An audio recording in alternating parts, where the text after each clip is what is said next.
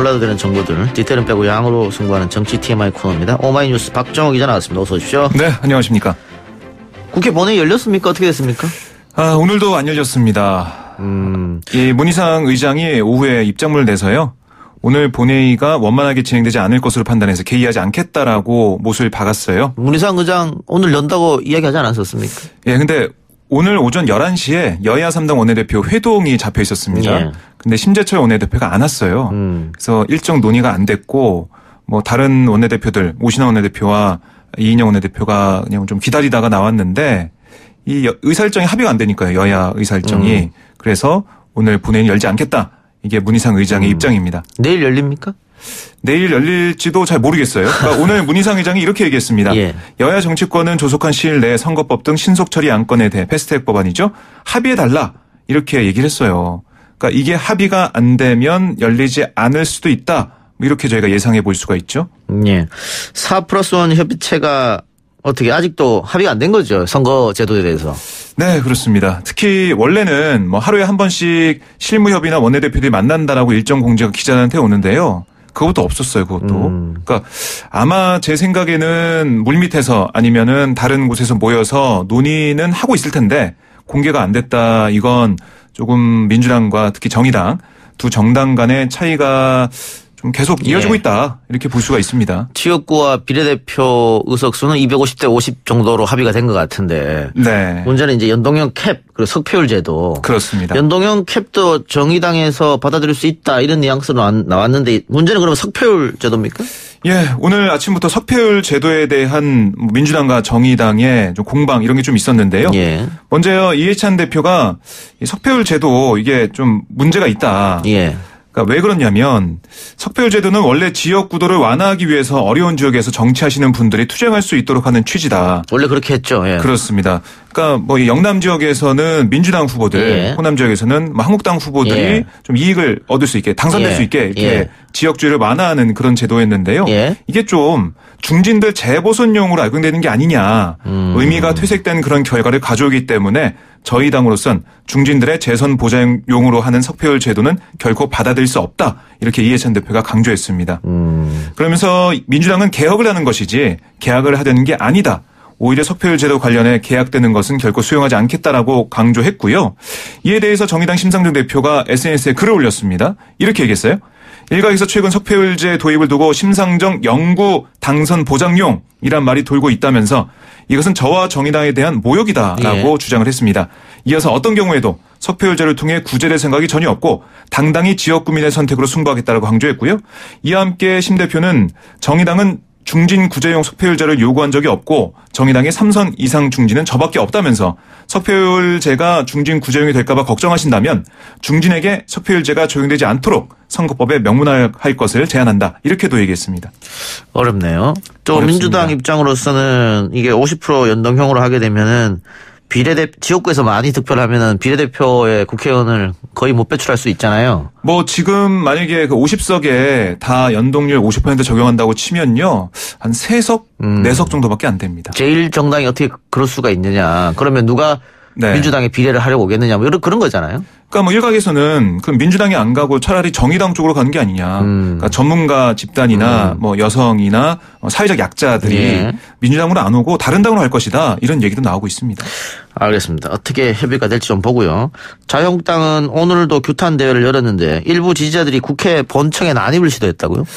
네, 그렇습니다. 한국당이 오늘 11시에 국회 본청 앞에서 계단에서 규탄대회, 그러니까 민주당의 이 패스트트랙 법안 처리, 이걸 규탄하는 규탄대회 열었습니다. 문희상 국회의장도 규탄했고요.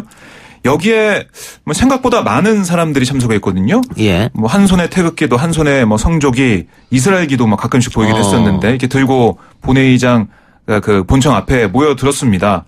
그런데 이분들이 계속해서 국회 안으로 들어오려고 하는 거예요. 예. 그래서 그 앞에 경비를 하고 있던 경찰들과 몸싸움을 좀 벌이고 실랑이를 벌이는 모습을 저희가 볼 수가 있었고요. 그리고 특히 정의당과 뭐 이 민주평화당, 다른 정당 텐트가 있습니다. 국회 본청 앞에 농성하는 그런 텐트가 있는데 거기에 와서도 행패를 부렸다 이런 주장이 나오고 있어요. 뭐 뺨을 맞은 네. 직원들도 있다 이런 얘기도 들리던데. 뭐 정의당 그 대변인이 브리핑한 바로는 뭐 뺨을 때리고 침을 뱉고 머리채를 잡고 이렇게 행패를 부렸다라는 얘기가 나오고 있어요. 예. 그리고 알겠습니다. 뭐 민주당 중진 서른 최고위원이나 홍영표 전 원내대표 같은 경우도 그러니까 이게 국회 본회의장에서 나가려고 하면 차가 와야 되잖아요. 국회의원들이 차는 차가 와야 되는데 차가 국회 본청 앞까지 못 오는 거예요. 사람들이 막고 있어가지고. 그래서 걸어서 국회의원회관으로 이동하는데 뭐 실랑이가 벌어져가지고 안경이 떨어졌다 이런 서른 최고위원의 말도 있었고요. 홍영표 전 원내대표도 경찰들의 호의를 받으면서 이동하는 모습을 볼 수가 있었습니다. 지금 그 자유한국당 지지자들이 요구하는 것은 패스트트랙에 올라가 있는 선거제도라든가 공수처 반대를 요구하는 거죠? 그렇습니다. 예. 악법이다라고 요구하고 있고요. 그리고 본관이나 뭐 이 후문 그쪽에 계속 사람들이 모여서 집회를 벌였는데 시위를 했는데 문재인 대통령 뭐 비판하는 그런 구호도 외치고 거의 뭐 국회가 태극기와 성조기 이런 걸 뒤덮였고 제가 국회 출입 기자를 오래 해봤지만 이렇게 난장판이 된 국회는 제가 못 봤습니다. 뭐 태극기는 뭐 당연한 거고 성조기는 한미 어떤 동맹을 생각해서 든다 치고 네. 이스라엘기는 왜 드는 겁니까? 아마 그 종교적인 그런 이유가 있는 걸로 좀 생각이 되는데요. 종교적인 거요? 네네. 기독교가 유대교요? 어떻게 보면 이스라엘에서 출발했고 네, 더 이상 말을 참 이을 수가 없습니다. 알겠습니다. 내일부터 21대 총선 예비후보 등록이 시작되는데 참 갑갑하네요. 예비후보 등록이 시작되는데 아직도 선거 제도를 확정을 못했으니까 준비하고 있는 후보들은 네. 어떻게 해야 될지. 그러니까 이게 내일 그 예비후보로 등록하면 앞으로 뭔가 일정 부분 활동을 좀 할 수가 있습니다. 그러니까 선거사무 설치하고 선거운동용 명함을 배부하고 어깨띠 또는 뭐 표지물 착용 본인이 직접 통화로 지지 호소할 수 있고 선관위가 공고한 뭐 수량 범위 내에서 한 종류의 홍보물을 또 발송할 수가 있어요. 그런데 이렇게 다 준비했는데 내가 나가려는 지역구가 사라졌네? 그렇게 되면 어떻게 됩니까? 못 나가죠. 그렇겠죠. 다 무의가 되는 거잖아요. 그렇기 때문에 지금 굉장히 혼란을 느낄 수밖에 없는 상황이에요. 근데 그 선관위 입장에서는 우선 이 예비후보 등록을 받고 예. 나중에 그 조정하겠다 뭐 이런 입장이기 때문에 내일 뭐 할 수는 있습니다. 그래요. 두고 보시죠. 자, 조국 전 장관이 검찰 소환 조사를 받고 있다고 하는데 유재수 전 부산시장 감찰 무마 의혹 건 때문이죠. 그렇습니다. 오늘 오전 9시 반쯤 송파구 문정동 서울 동부지검에 승용차를 타고 출석한 것으로 전해지고 있는데요. 이 검찰 조사 받는 게 그러니까 지난 11일이죠. 서울중앙지검에서 사모펀드와 자녀 입시 비리 의혹 등과 관련해서 조사받은 다음에 닷새 만에 조사를 받습니다. 그러니까 이 유 전 부시장 감찰 무마 의혹 이게 박형철 전 비서관과 이 백원우 전 비서관의 증언이 있었습니다. 검찰 조사가 있었고요. 그 다음에 조국 전 장관, 그러니까 민정수석 시절에 있었던 그 유재수 전 경제부시장 그 무마건인데요. 감찰 예. 무마건인데 박형철 전 비서관과 백원우 전 비서관 언론 보도에 따르면 이게 조국 전 장관, 그러니까 조국 당시 수석의 지시였다. 무마한 게 이런 보도가 나오고 있어요. 그리고 박형철 전 비서관 같은 경우는 조국 전 장관이 어디서 뭐 연락을 받은 것 같다. 뭐 이렇게까지 얘기를 했거든요. 그래서 조국 전 장관이 여기서 어떤 진술할까 여기에 관심이 좀 모아지고 예. 사실 정경심 교수 그 관련된 의혹 같은 경우는 재판에 가서 거기서 진실을 따져보겠다라고 얘기했어요. 왜냐? 정경심 교수도 모든 의혹을 부인하고 있잖아요. 예. 그래서 재판 가서 따져볼 수 있는 그런 뭐 유리한 면이 있는데 이 경우 같은 경우는 자신과 같이 근무했던 또 3인 회의에서 같이 논의했던 이 백원우 전 비서관과 박형철 전 비서관이 모두 자신을 지목하고 있기 때문에 아마 적극적으로 진술 또 자신의 입장을 얘기할 것으로 예상이 됩니다. 예. 그런데 시점이 묘한데, 청와대가 검찰의 입장을 반박했었거든요. 네. 감찰을 무마한 게 아니라 인사조처 결정을 한 것이다. 유재수 본인이 더 이상 조사에 동의하지 않았기 때문에 수사권이 네. 없는 민정에서 어떻게 수사를 더 하냐. 그래서 감찰을 진행할 수 없었다. 이런 얘기를 했는데 바로 그 시점에 조국 전 장관을 불렀단 말이죠. 네, 시점이 묘합니다. 뭐 일각에서는 이게 검찰에서 뭐 청와대를 향한 메시지 아니냐 뭐 이런 얘기가 나올 정도로 좀 신경전이 벌어지고 있는데요. 이런 검찰과 청와대의 엇박자 신경전 앞으로 뭐 추미애 후보자가 장관을 취임한 다음에 더 계속 이어지지 않을까 이렇게 좀 예상을 해봅니다. 예. 조 전 장관이 아내 정경심 교수 관련 조사처럼 진술 거부권을 행사하고 있느냐 혹은 적극적으로 해명하고 있느냐 이건 아직 알려지지 않은 거예요. 아직은 알 수가 없는데요. 조 전 장관 측 변호인이 언론을 통해서 얘기한 바로 따르면 아마 진술할 것 같다 이렇게 좀 얘기를 하고 진술할 있어요. 것 같다? 네. 그 정경심 교수 사례와는 좀 다르니까 자신과 같이 근무했던 박형철 비서관과 그리고 백원우 비서관이 다 자신을 지목하고 있으니까 거기에 대해서 왜 이 감찰이 중단이 됐고 어떤 연유가 있었는지 이걸 얘기할 것으로 좀 보이고요. 지금 사실 그 조국 전 장관에게 연락한 사람이 누구냐 뭐 이것까지 검찰이 계속 보고 있다. 예. 윗선이 누구냐 이것까지 보고 있다고 알려지고 있어요. 그래서 여기에 대해서 조 전 장관이 어떻게 해명하고 방어할지 이게 참 궁금한데 아직까지 예. 정확한 내용은 알려지지 예. 않고 있습니다.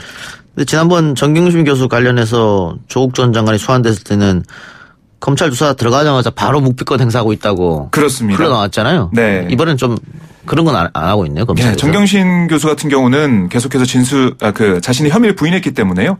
그 상황에서 조 전 장관이 어떤 뭐 다른 얘기를 하게 되면 뭐 굳이 정경심 교수가 뭐 어떤 묵비권이랄까요? 진술 거부권을 포함해서 모든 혐의를 부인할 필요가 없는 거거든요.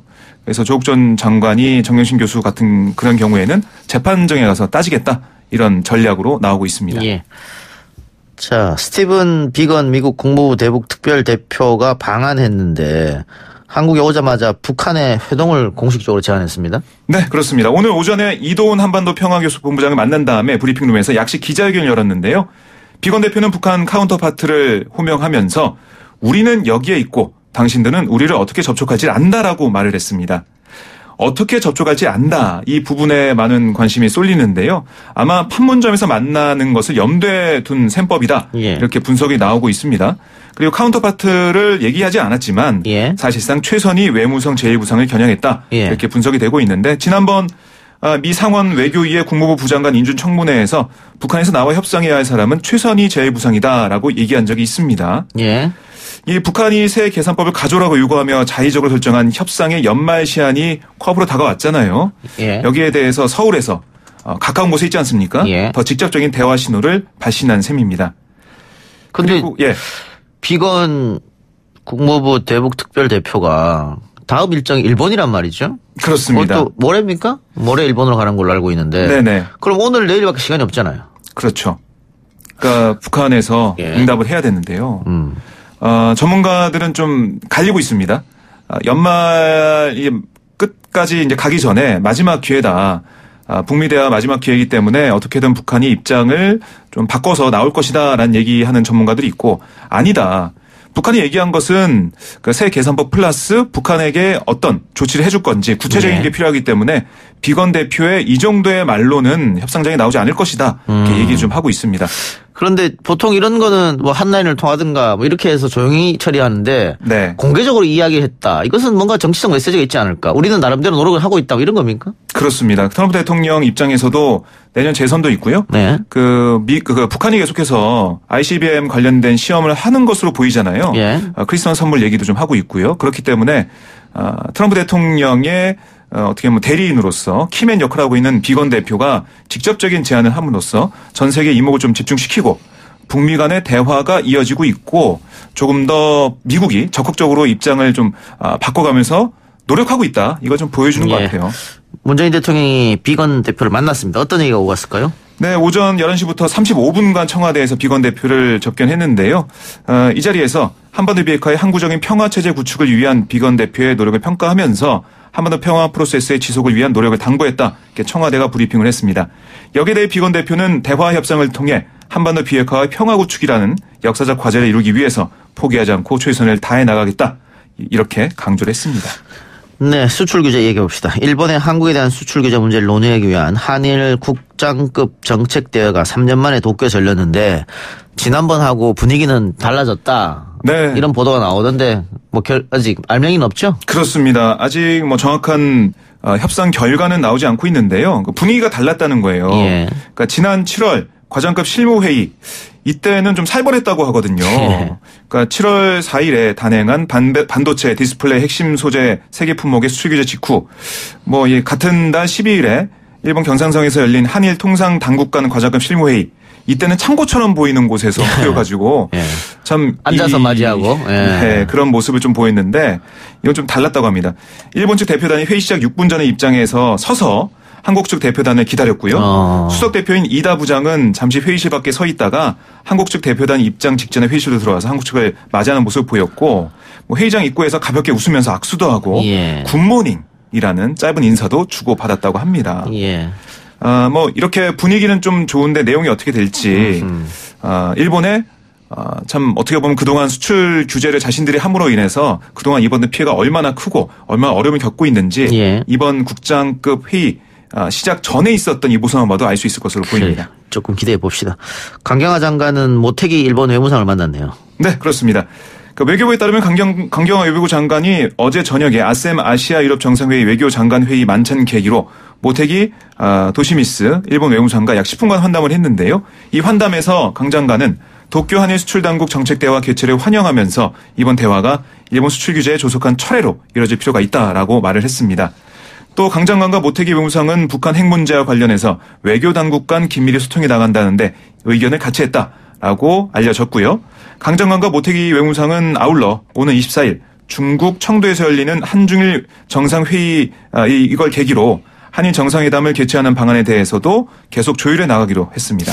네, 지금 일주 앞으로 다가왔잖아요. 한중일 정상회담이. 그렇습니다. 그런데 아직 한일 정상회담이 언제 열릴지 확정되지 않았다. 네. 안 열리는 겁니까 혹시? 일단 아베 총리는 열릴 것이라고 먼저 말을 해버렸어요. 네, 일본에서 24일에 뭐 열릴 거다 이렇게 얘기를 해서 우리보다 먼저 얘기를 해서 좀 뭐 문제다 이런 지적이 외교 결례다 이런 얘기도 있는데 그런 얘기도 있었는데 열릴 가능성이 아직까지는 좀 커 보입니다. 커 보이고요. 한일 정상회의를 통해서 그 수출 규제 문제를 해결해야 일본 입장에서는 아베 총리가 지금 지지율이 많이 떨어지고 있거든요. 벚꽃 스캔들도 있고 해서 이런 상황을 타개하기 위해서는 수출 규제 이런 부분들을 조금 해결해서 뭐 이를테면 한국의 관광객들을 좀 많이 유치하거나 아니면은 일본의 물건들을 그래도 좀 팔 수 있는 그런 환경까지는 만들어야 되지 않을까 이런 생각을 많이 하는 것 같아요. 일본 쪽에서도요. 그래서 한일 정상회의는 열릴 가능성이 아직까지는 커 보입니다.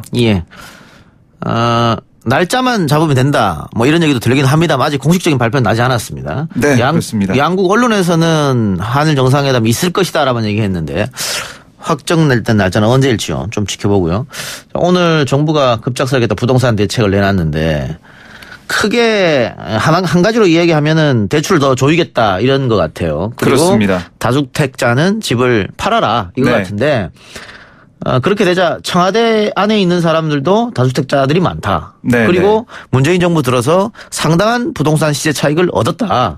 이런 비판이 나오니까 오늘 노영민 실장이 청와대 고위 공직자들의 솔선수범이 필요하다. 서울 강남 3구 투기지역, 투기 과열지구에 2채 이상 보유한 청와대 공직자들은 집을 다 팔아라. 이렇게 얘기했단 말이죠. 공고를 했죠. 저는 이거 뭐 나쁘지 않다고 봐요. 이게 왜냐하면 자기들은 다 2채 이상 가지고 있으면서 국민들에게 한 채 이상은 팔아라. 그리고 9억 이상 집은 살 때 20%만 LTV 해준다. 이건 좀 모순되는 거 아니겠어요? 네, 그렇습니다. 그래서 노영민 실장이 오늘 6개월 내에 팔아라라고 권고를 했는데요. 얼마나 많은 청와대 이제 비서진들이 뭐 얘기를 들을지는 좀 봐야겠지만은 강력한 부동산 대책 그리고 청와대 비서실장이 얘기를 했기 때문에요. 이 뭐 얘기를 좀 무시하기는 쉽지 않을 것으로 보입니다. 이번에 초고강도 대책이고 좀 기습적인 대책 발표다라는 전문가들의 분석이 있는데 어쨌든 전문가들 입장에서는 매물이 늘면서 집값 하락할 가능성이 있다라고 우선은 좀 보고 있습니다. 또 다주택자한테 6개월 동안이라는 퇴로를 열어줬잖아요. 그래서 그 안에 그동안 많이 오른 그 집을 좀 팔지 않을까. 양도세도 완화를 시켜주기 때문에 그런 얘기도 나오고 있고요. 또 이 분양가 상한제 이걸 또 거의 뭐 서울 전 지역으로 확대했기 때문에요.